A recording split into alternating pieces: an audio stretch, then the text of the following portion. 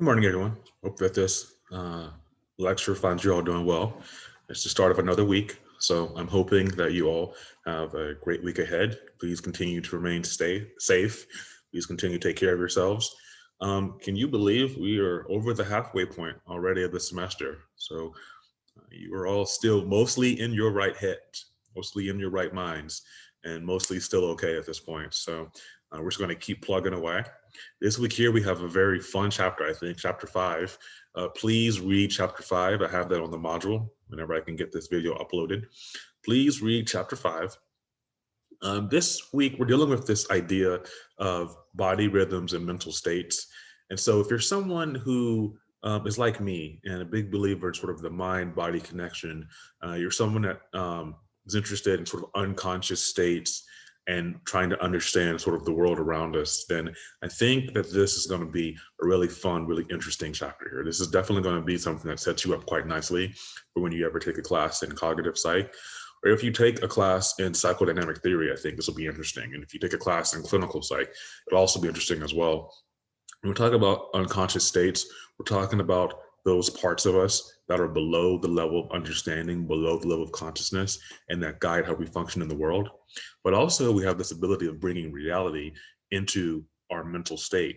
And as our mind tries to make sense of everything we've experienced and gone through, what happens is that we enter these dream states, and these dream states sort of help us to try to make sense of the outside world and give us hints and ideas on how to navigate it.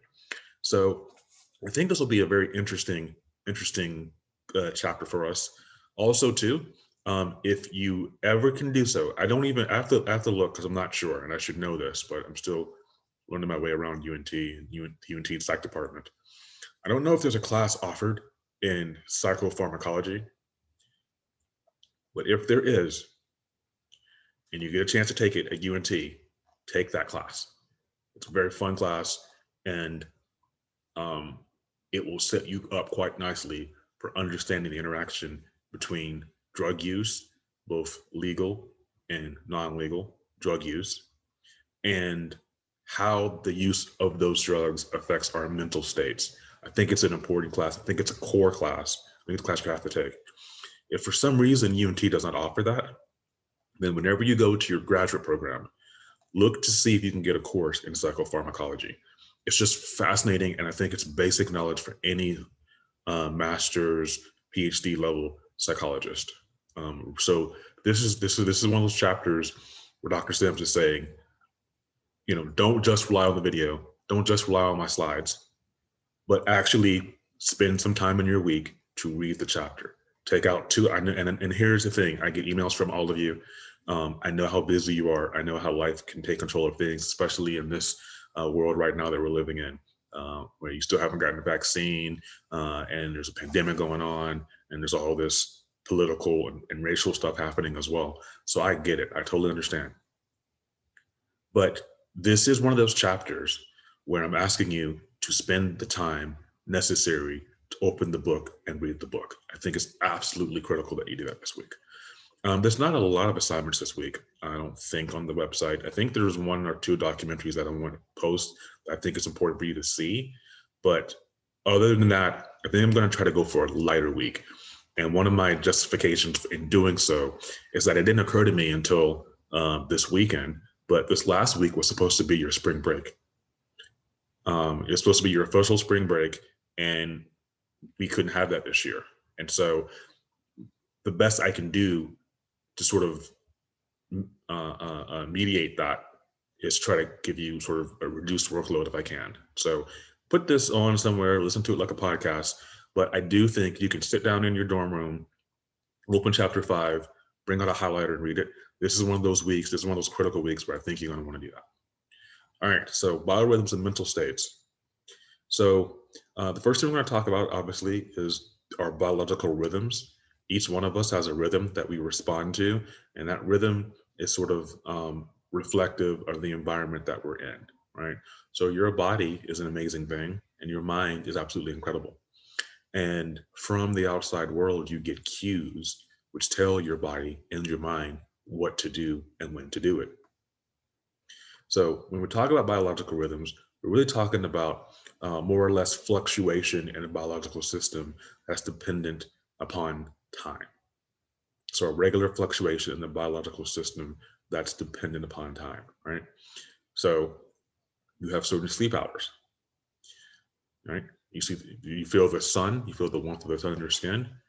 You wake up and stretch, and then you go to your laptop, and then you watch Dr. Sims as he's giving you a lecture, right? Nighttime comes, you start to feel a little tired, you lay down and you go to sleep. And you begin the whole process the next day. So time is an important indicator of what our biological systems are probably going to be doing. We have what's called a circadian rhythm, which is a biological rhythm with a period of about 24 hours. So, for example, as we just said, when you sleep and when you wake up, every 24 hours, this resets. And as it resets, you begin the process all over again. Now, this suprachiasmatic nucleus is located in your hypothalamus. Remember, we covered the brain about a week ago, and it's the central place which contains the biological clock, which tells you what you're doing and when you're doing. So your suprachiasmatic nucleus.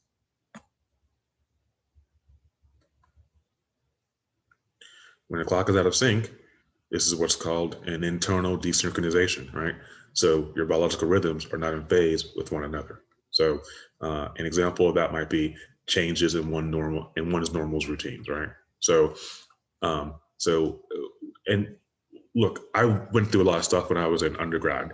So because of what I went through on my own experience, I tried to think about that experience when I teach you. There was a period in undergrad where I was working third shift. So I would go to work at 10 p.m. and I'd be done with work at 7 p.m. And then if my replacement was late, I could be there as late as 8 a.m. And I think a few times I worked 12-hour shift where it was like 10 p.m. to 10 a.m. Right, and then go home and then sleep until like 4 or 5 p.m. Right, then do homework and prepare and do it all over again the next day. Now, on days when I had lab work to do, because I was in a psych lab, right, that gets altered. So instead of sleeping until 4, I sleep until like 1 or 2, then get up, drive to campus, do lab work, then drive back home and go to sleep for a few more hours. So that's a terrible way to live. But as undergrad, you got to do what the money says to do, and you got to do what your academics say to do, right? So I get it. When you fly across time zones, right? So jet lag is an example of this internal desynchronization, right? You take a couple hours flight and then you go to China, right? And you have to spend the first few days sleeping. The reason is your body has to readjust now to being on the opposite side of the world.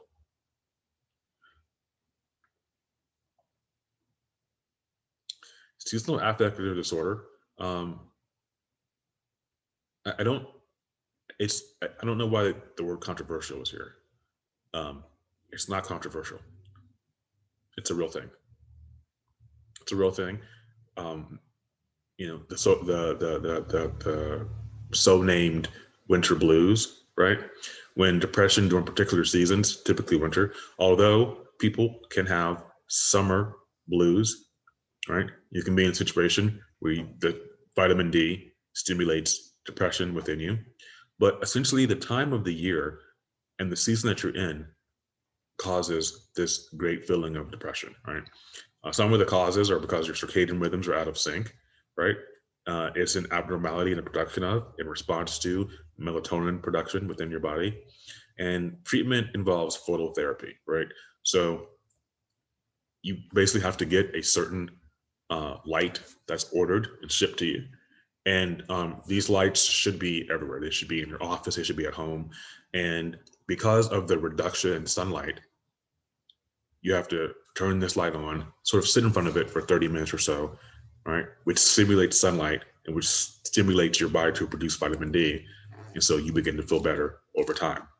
This is a really important thing to do. Seasonal affective is a real important thing. It happens. Sometimes it is just difficult to live a long time in a place where it's cloudy and rainy, right? And so, and then somehow you go to the beach and suddenly you feel like you're $1,000,000, right? Like you're Superman soaking up the sun and being able to do anything that you want to do. So I don't know why that's controversial. I don't know why I thought to put that there. Um, Maybe it's because some people don't believe that your mood can be affected by seasonal change, but we have enough evidence to suggest that it can be. So, uh, premenstrual syndrome is this vague cluster of physical and emotional symptoms that happen, and this happens not during but preceding menstruation. So, preceding menses, right? Fatigue, headache, irritability, depression, right? Anger. So, we know that these symptoms have been sort of blown out of proportion, right? In the sense that they're stereotyped to mean that all women who are going through their menses are just totally crazy and they're totally out of their minds. And that's not true. These symptoms are real. They're reported most often in North America, Western Europe, and Australia, right? And the physical manifestation of these symptoms include cramps, tenderness in the breast area, as well as retention of water. So weight gain is noted during this period, but that weight is water weight. And then emotional symptoms. So this idea of just the crazy woman who is on her menses and might just kill everybody, right? That stereotype is not true. We know statistically it's less than 5% of all women who were reporting these symptoms who are just totally experiencing a complete mood shift to the extent that they're not even themselves, right? The total loss of self. So that's very, very rare. It doesn't happen that much. But that 5% is we're stereotyped so much in our culture, and it's absolutely terrible how it's utilized to sort of deny women opportunities, right? This is something that you heard a lot of in 2016. And again, I'm saying this regardless of what side of the political aisle you're on. In 2016, when Secretary Hillary Clinton ran for president, one of the things that was stated a lot was she can't be president because she is a woman and her emotions are over the place. So there's a million different things wrong with that statement, right? But we've come to fail to understand the premenstrual cycle, and we've come to utilize it as a way to be discriminatory towards women. We should not be doing that. 5.2, sleep rhythms. Sleep is important. And I've received enough emails from you all, as well as experiences myself, to know that almost none of you watching this video are getting enough of it. Sleep cycle consists of periods of rapid eye movement and periods of fewer eye movements, and it recurs every 90 minutes while you're sleeping. So really, on a typical night, it should happen about 4 times because you should be getting about 8 hours worth of sleep, right? So stage, so there's stage 1, right? Where there's these small irregular brain waves and you get light sleep, right? Stage 2, and these things I'm showing you here are just how your brain is actually, when we hook you up to a machine and we put nods on your head, we can actually see what your brain is doing while you're sleeping.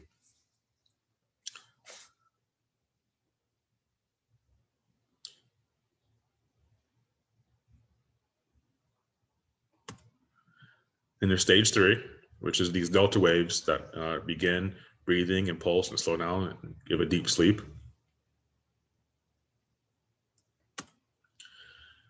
All right, realms of sleep. So REM sleep is this rapid eye movements, right? During this time, you have increased heart rate, blood pressure, you're breathing faster and regular, your muscles go limp, you have increased dreaming, okay? You dream during the REM stage. Your brain waves are firing like crazy, and your brain is trying to make sense of everything that happened to you during that day. This is how the typical night goes. Now, Oh, excuse me, I misspoke. There was not 4 cycles. As I was doing it in my head, I was like, is that enough? So it's about 5 cycles a night, right? So which is about your 8 hours of sleep. So as your night goes on, you spend greater and greater and greater amounts of time in REM. So that last little bit of sleep is really important because that's the time when you're really spending a lot of time in REM, right?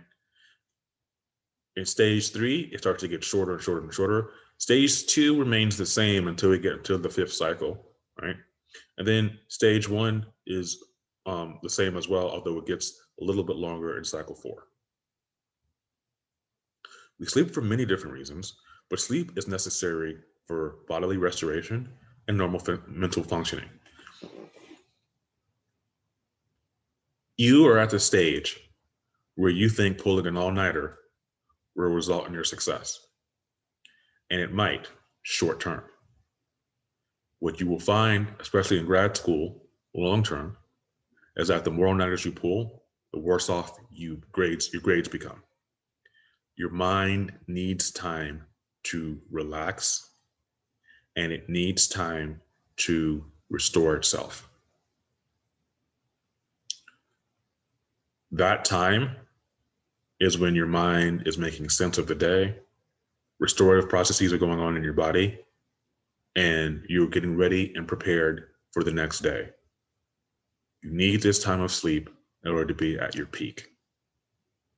The best thing for you is not coffee in the morning or pulling an all-nighter. The best thing for you is at some point in the night, you got a lot of work to do, still get away from your computer, try to get 2 to 3 hours of sleep at bare minimum, preferably 4 at bare minimum, but I also understand there's a reality that we have to live in. The best thing is to try to get 3 hours of sleep, open up your laptop, and then go back to work. Your mind needs some type of rest in order to get you back to where you need to be. At this age here, I'm over the age of 40, I still pull all-nighters sometimes. I'll be honest with you.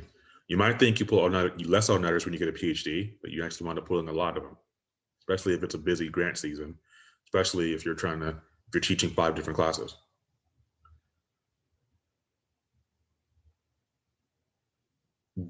I suffer from that REM rebound, which is essentially you didn't sleep the night before.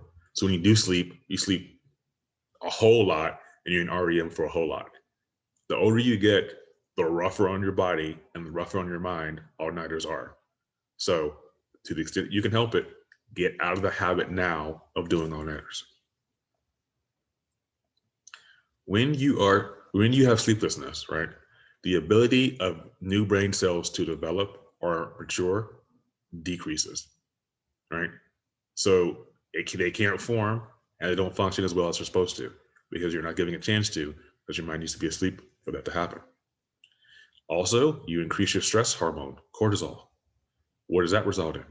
More stress, higher levels of anxiety, and weight gain because you're under stress. So your body doesn't want to get rid of the calories that you've ingested.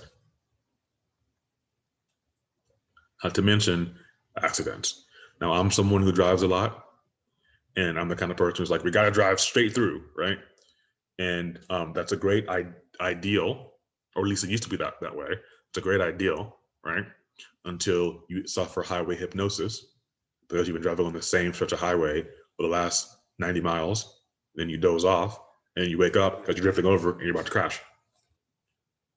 So sleeplessness is a cause of a large number of highway crashes. So why does that happen? Because your mind needs to function. And then sleep apnea is breathing that briefly stops during sleep, causing the person to choke and gasp and momentarily waken. You are at high risk of sleep apnea if you are someone with morbid obesity. And so this is a sort of CPAP machine, which allows you to get continuous levels of oxygen. But as you can imagine, it's very difficult to sleep comfortably with this attached to you. So to the extent you can do so, try to exercise, try to have a decent body weight, right? Don't necessarily stick to BMI measurements because BMI measurements are mostly racist, but try to have yourself at least be somewhat of a healthy weight, a healthier weight. That way you can sort of avoid this problem. Additionally, and this is going to affect some of us here. Additionally, to the extent that you can stop smoking, smoking is related to sleep apnea. So stop smoking, find a better way to get your hit of nicotine. Okay, but don't smoke. Smoke causes issues with your lungs, and that leads to sleep apnea. Narcolepsy is sudden and unpredictable daytime attacks of sleepiness or lapses into REM sleep. These people here, additionally, are working like I'm working right now, tapping on their computer, and then just suddenly fall asleep. Right, and not just suddenly fall asleep. They suddenly fall asleep. They suddenly fall into REM sleep. So it's that deep sleep where they're dreaming. Okay, it happens all times of the day, and it can be very debilitating because it prevents you from functioning through your day, and can be dangerous for you depending on where you're at when the narcolepsy hits. And then REM behavior disorder is muscle paralysis that normally occurs during REM sleep, is absent and complete. Sleeper can act out his or her dreams, right? So this is kind of like, so when your significant other is sleeping and you see them fighting or something because they're fighting in their dreams and they're moving around, right? So they're having some kind of REM disorder, right? When you sleep, you become paralyzed. You become paralyzed is to remain safe and so that you don't fall out of the bed or roll around into some place that you shouldn't be rolled around into, right? So you become paralyzed during sleep every night. But and also to prevent yourself from hurting yourself, if you're moving around swinging at things while you're sleeping, right? What if you knock over the lamp and the lamp falls over and hits you in the head? That's no good. You can't work with that. So REM behavior disorder is when that happens. Mental benefits of sleep, right? So here, if you are able to sleep, right? And we know that sleep is most closely associated with these slow waves that occur during stage 3. The more you sleep, right, the more you're able to recognize like the negative scenes that are going on, and you have greater improvement in learning and memory. Essentially, this is a measurement of you seeing something and being able to recognize whether it's positive, negative, or neutral image. And you're less likely to be able to tell the difference between the images if you remain awake for several hours. But if you get any level of sleep, you're more likely to be able to distinguish the differences between the positive, negative, and neutral scenes, right? And then here, if you're neutral scenes, if you are able to actually sleep in your waking hours, you're more able to distinguish those scores. If you're sleeping, then you're able to get that recognition score to be a nominal level. So basically, this is a fancy way of just saying the longer you're able to sleep and the more you're able to sleep, the better your mind functions cognitively when it comes to recognizing things. All right, exploring the dream world.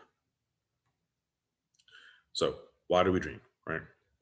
So there are psychoanalytic theories. That's why we dream, right? So dreams from a psychoanalytic thought process is that it's the road to understanding what's going on in your unconscious mind, right? So if you dream about someone, then that means unconsciously that person means something significant to you, right? They express unconscious conflicts and wishes, often sexual and violent. So it could be that you dream that you shot someone. So according to psychoanalytic thought, that means that in the real world, you want to shoot them, right?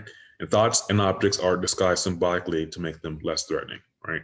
So if you see a rose, then that means that you're in love with someone. Today, psychoanalytic thoughts are considered to be super far-fetched and not real. And there's a lot of jumps that you have to make in order to make these things true. And we can't scientifically prove that they're actually true, right? There's no data that suggests there's symbolic meaning in every aspect of your dream that means something in the waking world.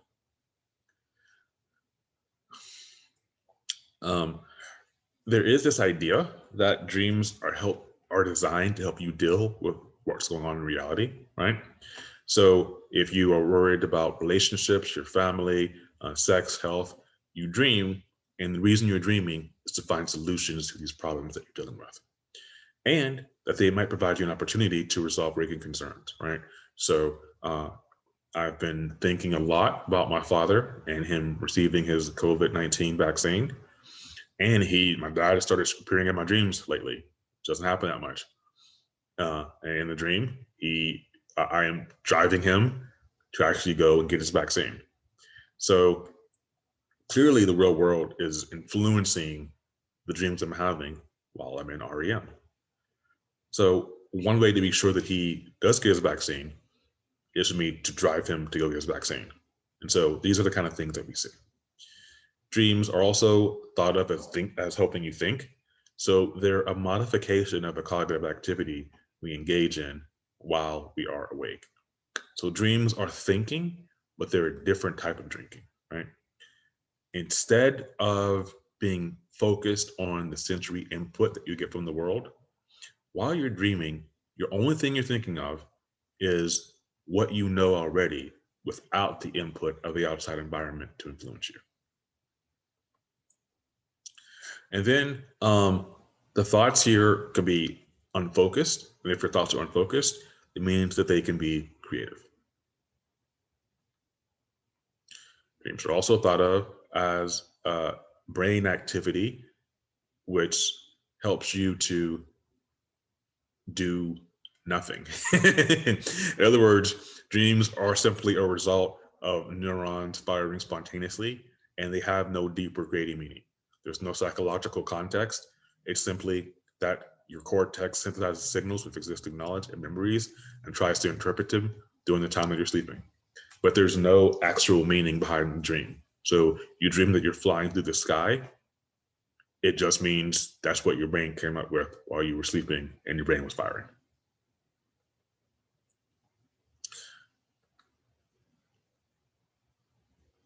So the problem-focused approach, right?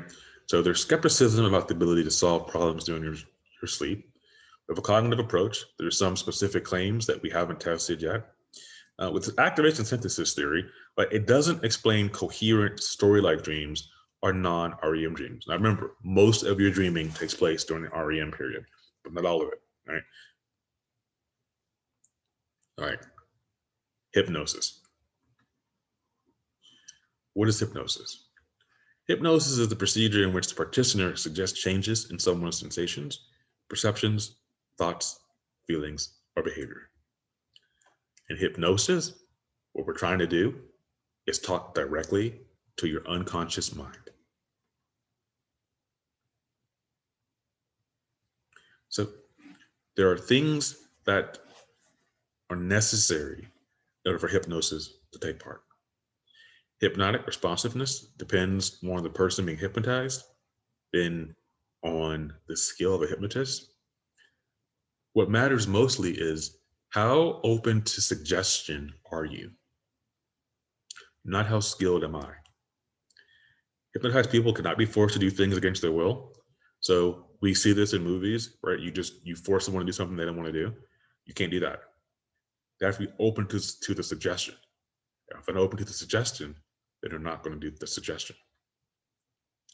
Feats performed under hypnosis can be performed by motivated people without hypnosis. In other words, you might want to do the task that's being asked of you. It does not increase how good you are at memory. So there's no relationship whatsoever between hypnosis and memory. It does not produce a literal re-experiencing of long ago events. So I can't put you under hypnosis and then make you remember things that happened to you and re-experience things that happened to you when you were 5. And then hypnotic suggestions have been used effectively for medical and psychological purposes. If I can directly communicate with your unconscious. It gives me an insight into who you are, right?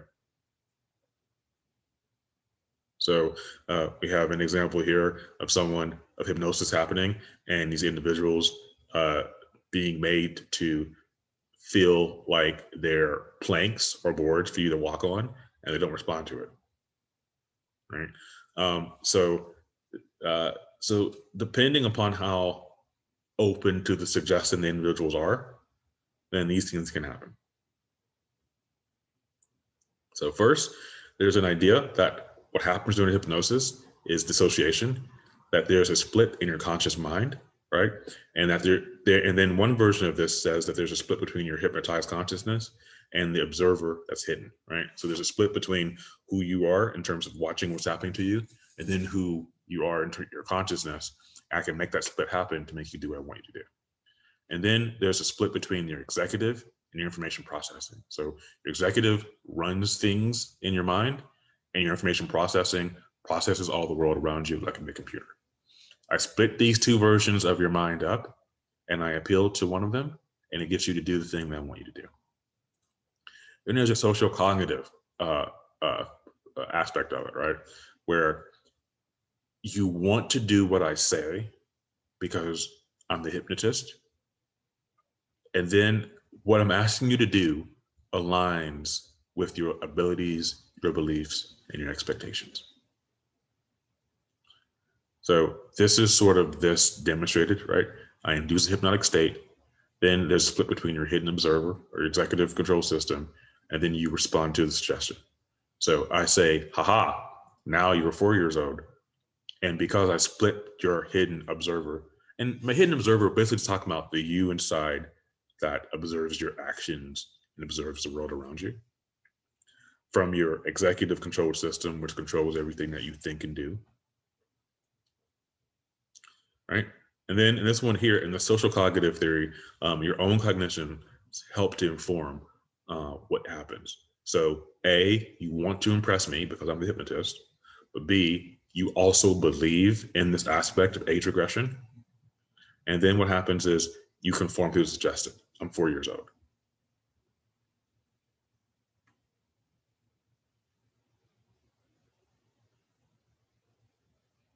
We know that brain scan studies are beginning to monitor the brain activity that happens while the hypnosis is taking place, but we are still too early in the research to draw a long conclusion as to what that means. We just know there is a relationship there, and we can see some things happen to you while it's going on.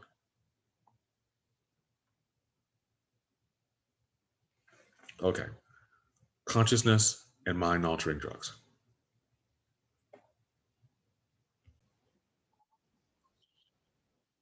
All right, consciousness altering drugs. All right, so when we talk about psychoactive drugs, we're talking about drugs that influence perception, mood, cognition, or behavior. These are the moods that are going to be affected. Cognition is going to be affected. What you do is going to be affected. What you think, how you react, how you respond, how you experience reality, how you experience the environment. These are drugs that you take, which essentially are what we call mind altering.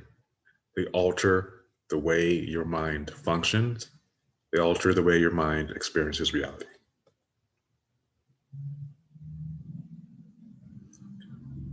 There are a lot of different types of drugs, right? There's depressants, there's opiates, stimulants, psychedelics. Marijuana is almost on a class of its own. There's prescription meds, right? There's over the counter.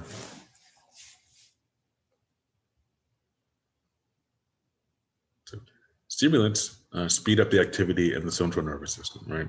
So smoky, okay, that cup of coffee that you had, right? Cocaine, amphetamines, methamphetamines, MDMA, right? So all these things make the central nervous system fire rapidly. And in doing so, cause brain activity to increase dramatically. Depressants slow the nervous system down, right? So things like alcohol, tranquilizers. barbiturates, other sort of chemicals, right?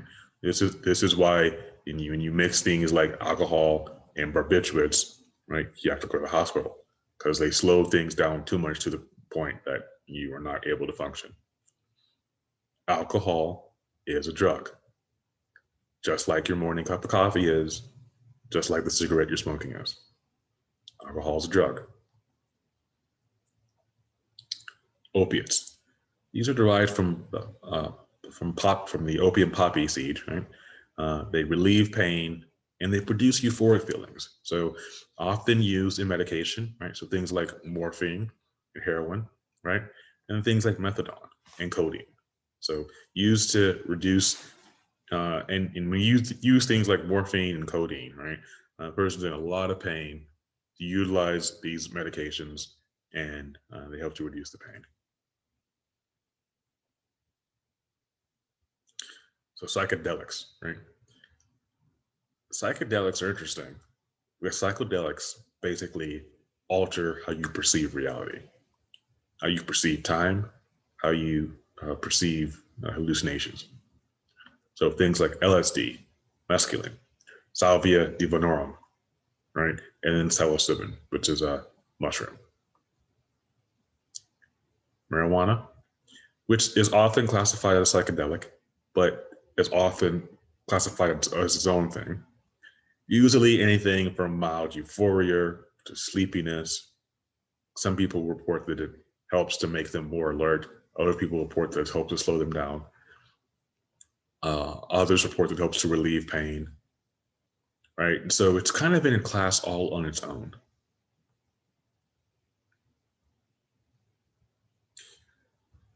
So psychoactive drugs essentially either increase or decrease the presence of neurotransmitters. So remember we spoke last week about neurotransmitters being released and then being drawn to a receptor site. And then once they're in the receptor site, they cause an action to take place. So they prevent the reuptake of excess neurotransmitters by the cells that release them, and they interfere with the receptors that a neurotransmitter normally binds to, right? So here we can see cocaine's effect on the brain, right?